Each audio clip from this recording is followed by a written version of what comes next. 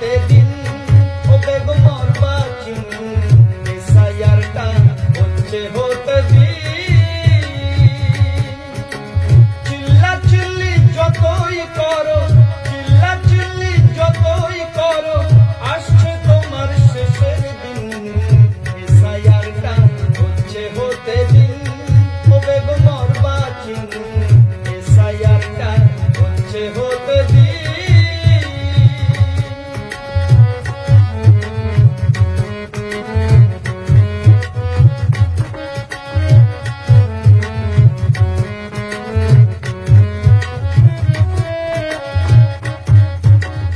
অবৈধ ভোটারের খেলা চলবে না আর ওগো খালা, অবৈধ ভোটারের খেলা চলবে না আর ওগো খালা, কাঁপবে এবার 14 তলা।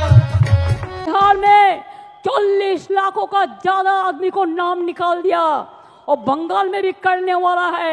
अगर करेगा तो घेराव कर्मसूची करेंगे, पूरा घेराव होगा। बिहार में 40 लाखों का ज्यादा आदमी को नाम निकाल दिया और बंगाल में भी करने वाला है। अगर करेगा तो घेराव कर्मसूची करेंगे, पूरा घेराव होगा। এসআইআর নিয়ে গান এবং এই শিল্পীকে আমরা সকলেই চিনি, উত্তরবঙ্গের ভাওয়াইয়া শিল্পী মনীন্দ্র বর্মন, উত্তরের মনীন্দ্র বর্মন বলেই আমরা সকলেই চিনি। এবং আমরা দেখেছি বিভিন্ন সময়ে এই উত্তরের মনীন্দ্র বর্মন প্রতিবাদী গান করে অনেক সময় বিপাকে পড়ে গেছেন, কিন্তু তারপরেও তিনি তার যে প্রতিবাদী গান, এই গান কিন্তু একের পর এক গেয়েই চলেছেন এবং এই গানও আপনারা শুনলেন। এবং বাংলায় এসআইআর লাগু হয়েছে, আপনারা সকলেই জানেন। এসআইআর নিয়ে এই গান যেটা বলছেন তিনি গানের মাধ্যমে, যে এসআইআরটা হচ্ছে হতে দিন এবং অবৈধ ভোটারের খেলা, অবৈধ ভোটারের খেলা আর চলবে না। তো কাজেই আমরা এসআইআর নিয়ে অনেক সময় অনেক রকম গর্জন শুনেছি, গর্জন, প্রতিবাদী গর্জন আমরা সকলেই জানি।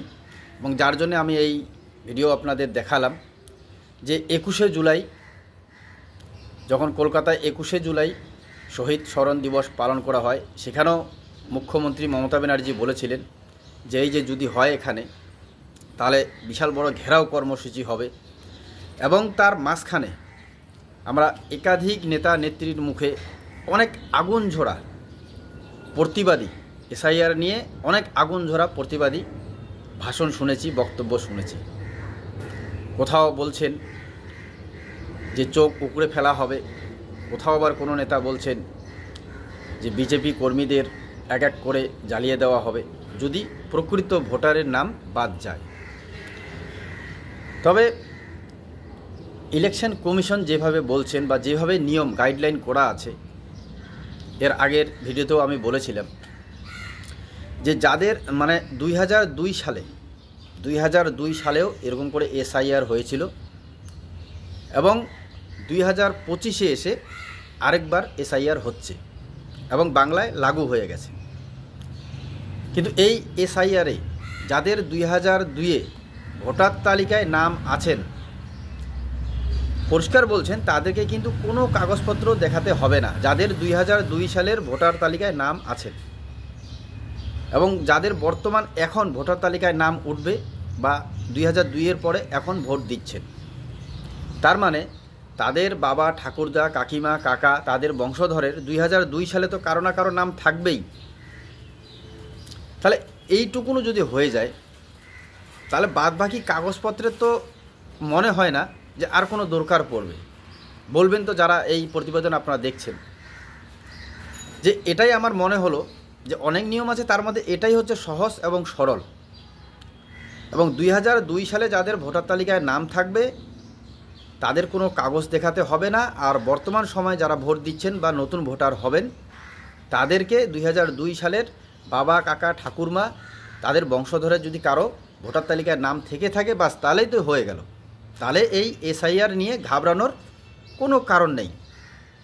আমরা সেই সময় যখন এই কিছু নেতা নেত্রীরা আগুনঝরা বক্তব্য দিচ্ছেন, তখনও আমরা আইএসএফ নেতা বা আইএসএফ বিধায়ক নওশাদ সিদ্দিকীর বক্তব্য সেটাও আমি আপনাদের শুনিয়েছিলাম।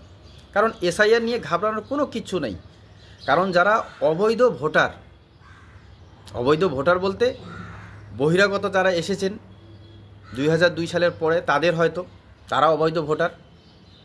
এবং একই ভোটারের দেখবেন 2 জায়গায় নাম আছে। অনেক সময় আমরা দেখছি 2 জায়গায় নাম আছে। যেমন বিহারের প্রশান্ত কিশোর, তিনি বিহারেরও বাসিন্দা, আবার পশ্চিম বাংলারও বাসিন্দা, এখানকারও ভোটার কার্ড আছেন। এবং অনেক সময় দেখা যাচ্ছে যারা মৃত, যারা মরে গেছেন, তাদেরও নাম ভোটার তালিকায় এখনও রয়েছেন, তাদের হয়ে অনেকেই ভোট করছেন। তো এই সমস্ত অবৈধ ভোটার বাদ দেওয়ার জন্যই কিন্তু এই যে এসআইআর হচ্ছে। তো কাজেই আমাদের বাংলার বিশেষ করে বা ভারতবর্ষের যারা আছেন বা বাংলায় বর্তমান এসআইআর হচ্ছে, যারা সাধারণ নাগরিক, যারা প্রকৃত বাংলার মানুষ, তাদেরকে ঘাবড়ানোর কোনো কিচ্ছু কারণ নাই, বা আমি যতদূর দেখছি কোনো কারণ থাকতেও পারে না। কিন্তু হ্যাঁ, তার মধ্যেও আমরা অনেকবার দেখেছি, যেমন 2019-এ আসামে এনআরসি হয়েছিল, বিহারেও যেটা দেখা গেল, এটাতে বলবো আমি সত্যিই সাধারণ মানুষ এই সমস্ত দেখেই কিন্তু একটা চিন্তার ভাস পড়েছে যে সত্যি আমাদের নাম থাকা সত্ত্বেও বিহারের মতো বা আসামের মতো আমাদের নামটা ভোটার তালিকায় উঠবে না, এরকমটা হয়তো হতে পারে। তো তার জন্য তো অনেক প্রসেস রয়েছে। প্রথমেই যেটা হবে আপনাদের বলে দিই আমি, যে প্রথমেই বিএলআরওরা আপনাদের বাড়ি বাড়ি যাবেন, আপনাদের ফর্ম থাকবে, সেই ফর্ম দেওয়া হবে, এবং একজন ভোটারের বাড়ি নাকি 3 বার করে যাবেন, এবং আপনাদের সেই লিস্টে নাম উঠবে, আপনাদের ফটো তোলা হবে, এবং একটা খসড়া ভোটার তালিকা তৈরি হবে। এবার 2 নম্বরে, এখানে যাদের নাম বাদ গেল তারা কিন্তু আরও 1 মাস সময় পাবেন তারা আবেদন করার জন্য। তার মধ্যে এই যে বিএলওরা থাকবেন, এদের সঙ্গে কিন্তু বুথ লেভেল এজেন্ট, যারা বিভিন্ন রাজনৈতিক দলের বুথ লেভেল এজেন্ট, তারাও কিন্তু থাকছেন। তাহলে অসুবিধা কোথায়? শুধু বিএলওরা এসেই যে কিছু রিপোর্ট বা কিছু নাম বাদ দিলেন বা নাম নিয়ে নিলেন, তারা ইচ্ছামতো করলেন, এমনটা কিন্তু হবে না। তাদের সাথে বুথ লেভেলের যে এজেন্ট, তারাও কিন্তু থাকবেন, এবং যত রাজনৈতিক দল আছে সব রাজনৈতিক দলের বুথ লেভেল এজেন্টরাই কিন্তু থাকবে। তো কাজেই আমাদের ঘাবড়ানোর কোনো কিচ্ছু কারণ নেই।